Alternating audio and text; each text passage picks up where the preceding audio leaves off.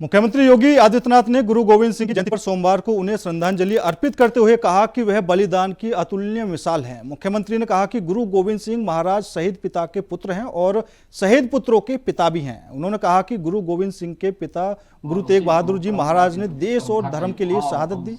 गुरु गोविंद सिंह की जयंती पर सीएम योगी ने उनको श्रद्धांजलि अर्पित की।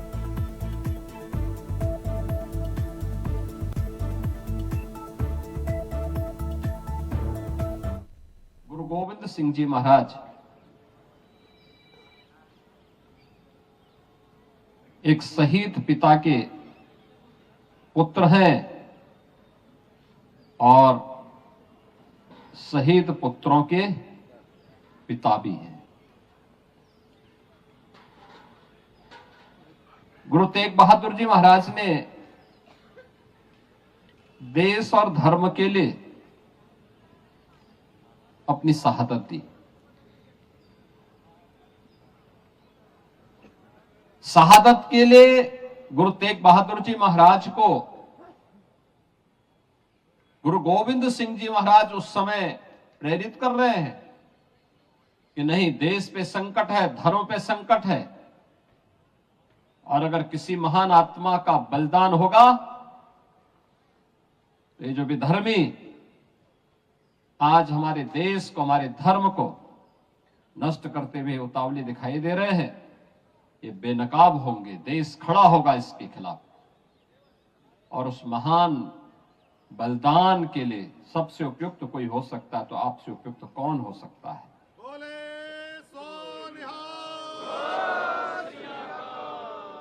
और इसीलिए कहा गया है गुरु तेग बहादुर जी महाराज अपना शीश दिया, लेकिन भारत के शीश को बचा दिया। कश्मीर बच गया। कश्मीर भारत का हिस्सा है, आज भी है।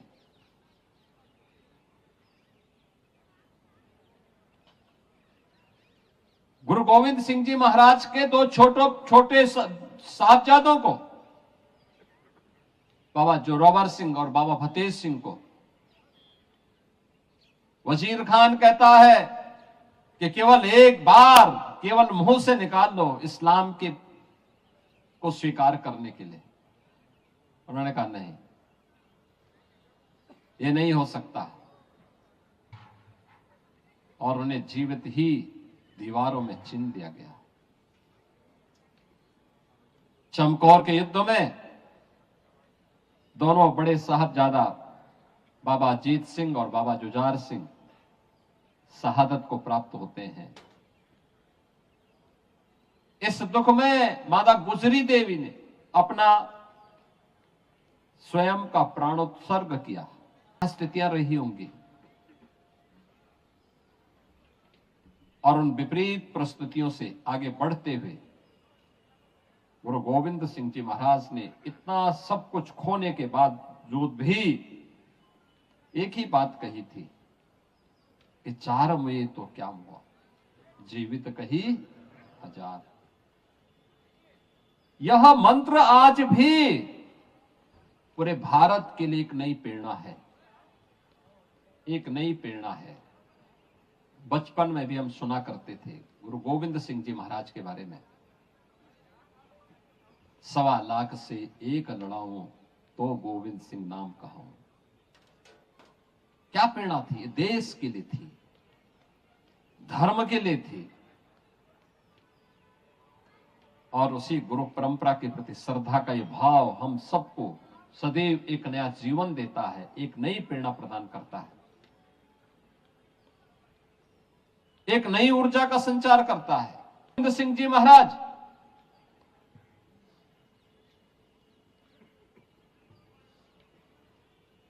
खालसा पंथ की स्थापना, जाति भेद को, छुआछूत की भावना को सर्वथा समाप्त करने के उद्देश्य से उन्होंने की थी। इस देश और धर्म को बचाने के लिए की थी। सकल जगत में खालसा पंथ गाजे, जगे धर्म हिंदू सकल भंड भाजे का उद्घोष करके उस समय की विधर्मी ताकतों को उन्होंने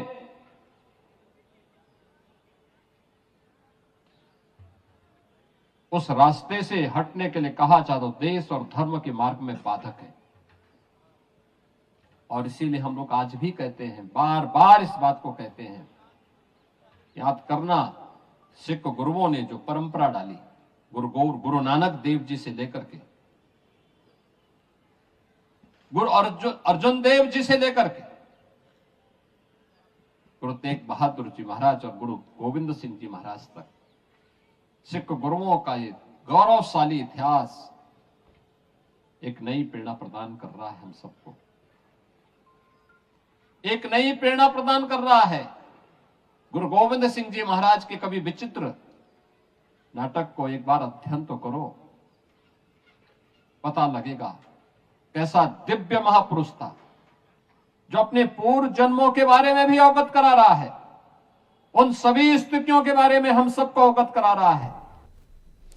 बढ़ते अगली खबर की ओर। दिल्ली बीजेपी अध्यक्ष वीरेंद्र सचदेवा ने आप संयोजक अरविंद केजरीवाल को घेरा है। उन्होंने कहा कि कोविड के दौरान जब दिल्ली की जनता परेशान थी, तब दिल्ली के तत्कालीन सीएम अरविंद केजरीवाल शीश महल के एस्टीमेट पर हस्ताक्षर कर रहे थे। सीएजी की रिपोर्ट 2022 तक के लिए किसी भी अनुमति की बात कहती है, पीडब्ल्यूडी से नहीं लिया गया। जब दिल्ली की जनता ऑक्सीजन के लिए तड़प रही थी, अपने लोगों को खो रही थी और चारों तरफ त्राहिमाम मचा हुआ था, उस समय अरविंद केजरीवाल इस भ्रष्टाचारी शीश महल के एस्टीमेट पर साइन कर रहे थे, वर्क ऑर्डर पास कर रहे थे। तो आप समझ लीजिए कि ये कितना गिरा हुआ आदमी है कि जिस समय उसको दिल्ली की सेवा करनी थी, ये अपनी अय्याशी का मकान बनाने में लगा था, अपना शीश महल बनाने में लगा था। और 2022 तक की जो रिपोर्ट आई है, ये रिपोर्ट ये बताती है कि 2022 तक सीएजी ने जो कागज निकाले हैं, किसी सरकारी डिपार्टमेंट से परमिशन नहीं ली गई इसको बनाने की, और जितनी अनियमितताएं की गई इसको बनाने में, वर्क ऑर्डर जो पास किए गए, वर्क ऑर्डर एक बार पास होने के बाद फिर उसका ऑल्टरनेटिव एक वर्क ऑर्डर और बनाया गया कि किसी तरह से पैसा कमाया जाए। इन्होंने अंधेरगर्दी मचाई इसको बनाने में। एक प्लॉट होता था तो 3 प्लॉट अगल बगल के जोड़ के उसमें पेड़ काटे गए, सब कुछ किया गया। 4 प्लॉटों को जोड़ के ये आलीशान भ्रष्टाचार का म्यूजियम अरविंद केजरीवाल ने बनाया है, शीश महल। और उसकी जो 22 तक की लागत है वो 33.71 करोड़ है।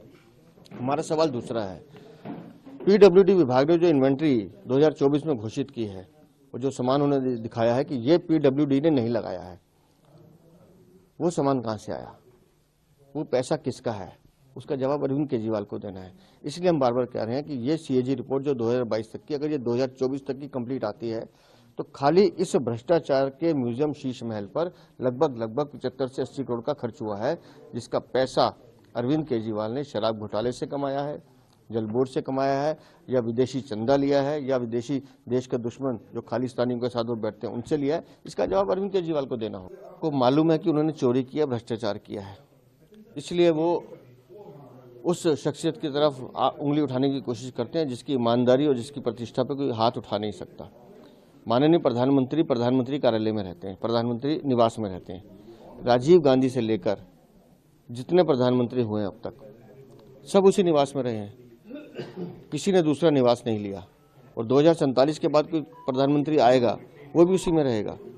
लेकिन अरविंद केजरीवाल से मैं पूछना चाहता हूँ, इस बंगले में क्या मदन लाल खुराना रहते थे, शीला दीक्षित रहती थी, सुषमा स्वराज रहती थी, साहिब सिंह वर्मा रहते थे? बताएं। सबको बंगला डेजिग्नेटेड था, अपने बंगले में रहते थे।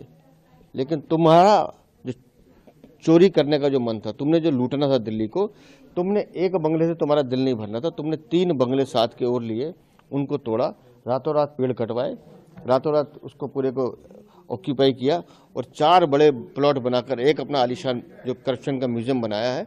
तुम क्या तुलना करोगे प्रधानमंत्री से? तुमने तो एक ऐसा म्यूजियम बनाया है करप्शन का, और तुम्हारे में हिम्मत है, गैरत है। अरविंद केजरीवाल, चुनौती देता हूँ, इसको खोल दो, सरकार तुम्हारी, इसको खोल दो दिल्ली की जनता के लिए, और एक बार दिखाओ कि 100 रुपये की चप्पल और 2 रुपये का पेन लेके जो तुम धोखा देने दिल्ली की जनता को निकलते हो, तुम किस आलीशान बंगले में रह के अय्याशी करते थे, कैसी ऐशप्रस्ती करते थे, इसका हिसाब तुम्हें देना होगा। जी सर। संदीप, छत्तीसगढ़ से बड़ी खबर आपको बता देते हैं। बीजापुर में बड़ा नक्सली हमला हुआ है और हमले में 9 जवान शहीद हो गए हैं। तो छत्तीसगढ़ से ये बड़ी खबर आपको बता रहे हैं, जहां पर बीजापुर में बड़ा नक्सली हमला हुआ है और इस हमले में 9 जवान शहीद हो गए हैं। तो नक्सलियों ने आईईडी का इस्तेमाल किया है और उससे हमला किया है। कई जवान गंभीर रूप से घायल भी बने हुए हैं। तो छत्तीसगढ़ के बीजापुर में नक्सलियों ने बड़ा हमला किया है। आईईडी से सुरक्षा बलों के वाहन को निशाना बनाया है। नक्सलियों ने कुटरू मार्ग पर आईईडी प्लांट की थी। सुरक्षा बलों का वाहन इसकी जद में आ गया। आईईडी ब्लास्ट होने से 9 जवान शहीद हो गए। 6 से ज्यादा जवान गंभीर रूप से घायल हुए हैं। जवानों की टीम एक ऑपरेशन से लौट रही थी। हमले की जानकारी मिलते ही बस्तर आईजी सुंदरराज पी बीजापुर के लिए रवाना हो गए हैं। तो छत्तीसगढ़ से ये बड़ी खबर आपको बता रहे हैं, जहां पर नक्सलियों के हमले में 9 जवान शहीद हो गए हैं। तो नक्सलियों ने आईईडी का इस्तेमाल किया था। जवान एक ऑपरेशन को पूरा करके वापस लौट रहे थे और उसी दौरान ये आईईडी की जद में आ गए, जिससे 9 जवान शहीद हो गए। तो कई जवान अभी गंभीर बताए जा रहे हैं। करीब 6 जवानों की हालत अभी गंभीर बनी हुई है और 9 जवान इस हमले में शहीद हो गए हैं। तो एक बार फिर छत्तीसगढ़ में नक्सली हमला देखने को मिला है, जहां पर सेना के 9 जवान शहीद हो गए हैं और कई जवानों की हालत अभी गंभीर बताई जा रही है। जवान एक ऑपरेशन को अंजाम देकर वापस लौट रहे थे और रास्ते में आईईडी की जद में उनकी गाड़ी आ गई। फिलहाल रुकते हैं छोटे से ब्रेक के लिए। ब्रेक के बाद खबरों का सिलसिला लगातार जारी है। ब्रेक के बाद एक बार फिर आप सभी का स्वागत है। रुक करते हैं अगली खबर का। तो दिल्ली से बड़ी खबर आपको बता देते हैं, जहां चुनाव आयोग ने जारी की है दिल्ली की फाइनल वोटर लिस्ट। तो चुनाव आयोग ने दिल्ली की फाइनल वोटर लिस्ट जारी कर दी है और 1,55,00,000 मतदाता वोट देने के पात्र हैं।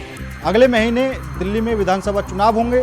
चुनाव की तारीखों का ऐलान भी जल्दी ही कर दिया जाएगा। बीजेपी और आप ने अपने उम्मीदवार भी तय कर दिए हैं। तो अगले महीने दिल्ली में विधानसभा चुनाव होंगे। विधानसभा चुनाव को लेकर वोटर लिस्ट जारी करती है, तो चुनाव की तारीखों का भी ऐलान जल्दी किया जाएगा।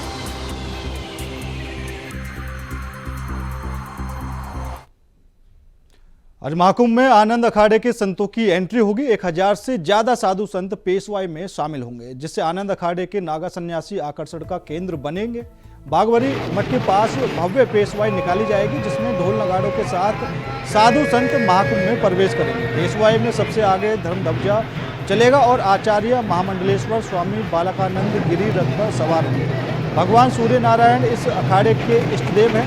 इस अखाड़े को निरंजनी अखाड़े का छोटा भाई कहा जाता है। आपको बता दें कि श्री पंचायती अखाड़ा आनंद की छावनी की प्रवेश यात्रा बागवरी गद्दी से शुरू होकर मेला क्षेत्र में प्रवेश करेगी। अखाड़ों से जुड़े साधु संतों में भरा हुआ है। इस महाकुंभ का नारा ही है कि दिव्य भव्य और डिजिटल को, इस चीज को की जो परिकल्पना माननीय प्रधानमंत्री जी और माननीय मुख्यमंत्री जी ने की है, उसके लिए विशेष तैयारियां की गई हैं। जो हमारा साइबर स्पेस है उसको पूर्ण तरीके से सिक्योर कैसे किया जाए, इसकी बेहद तैयारियां की गई।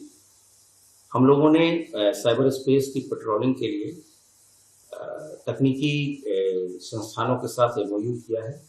कुछ प्राइवेट तकनीकी एक्सपर्ट भी हायर किए हैं जो हमारे साइबर स्पेस को सिक्योर कर रहे हैं। साथ ही साथ जो हमारी अपनी साइबर टीम है वो भी राउंड द क्लॉक काम कर रही है। प्रयागराज कुंभ क्षेत्र में एक डिजिटल थाना भी, साइबर थाना भी खोला गया है और साथ ही साथ जो इनके 2 आयाम हैं साइबर स्पेस के, साइबर सिक्योरिटी और साइबर क्राइम, इन दोनों वर्टिकल्स पे लगातार कार्य चल रहे हैं। हम लोगों ने जो साइबर क्राइम का फ्रंट है उस पे भी क्रैकडाउन किया है ऐसे लोगों के साथ जो कि फर्जी वेबसाइट इत्यादि बना के लोगों को ठग रहे हैं। इसके लिए एक विशेष मूवी भी हम लोगों ने एजुकेशन के लिए लॉन्च की है अपने यूपी पुलिस हैंडल से, जिसमें ऐसे सभी जेन्युइन साइट्स का विवरण उसमें है, उपलब्ध है, जहां से कुंभ में ली जाने वाली सारी सुविधाएं दी जा सकती हैं और उसके बारे में सारे इंफॉर्मेशन उस लिंक पे अवेलेबल है। और ये लिंक हमारे जो कुंभ का ऑफिशियल हैंडल है उस पर भी अवेलेबल है तथा हमारे वेबसाइट पे भी अवेलेबल है। साथ ही साथ इस तरह के फ्रॉडुलेंट लिंक्स पे जो लोगों की ठगी हो रही है उस पर भी प्रहार किया गया है।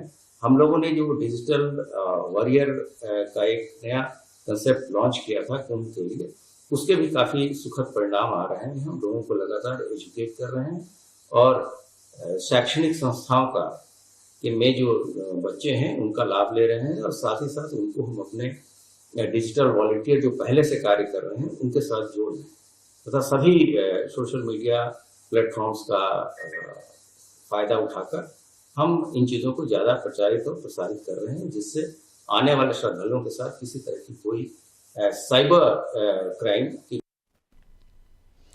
कौशाम्बी में किडनी ट्रांसप्लांट के नाम पर युवक से 13,60,000 रुपए की ठगी का मामला सामने आया है। पीड़ित के भाई की दोनों किडनी खराब हैं, जिसका मैदांता हॉस्पिटल में इलाज चल रहा है। आरोपियों ने 30 लाख रुपए में किडनी देने की बात कही थी। पीड़ित की शिकायत पर 4 लोगों पर मुकदमा दर्ज किया गया है। इन आरोपियों में एक महिला समेत 3 युवक शामिल हैं। वहीं पुलिस मामला दर्ज कर जांच पड़ताल करने में जुट गई है।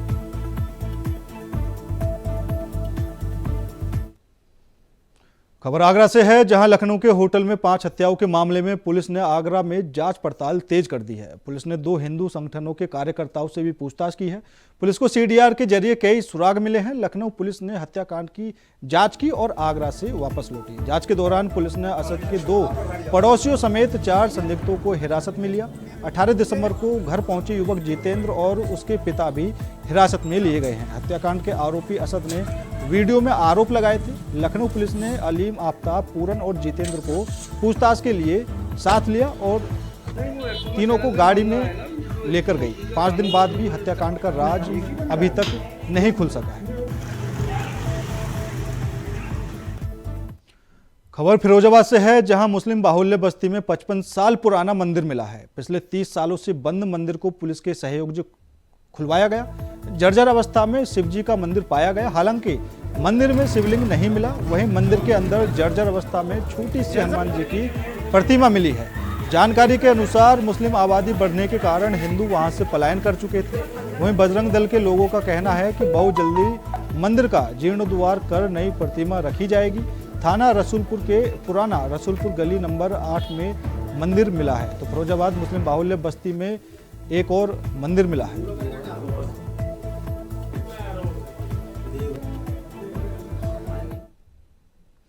फिलहाल मेरे साथ इस बुलेटिन में इतना ही। बाकी देश और दुनिया की तमाम खबरों के लिए देखते रहिए इंडिया वॉइस।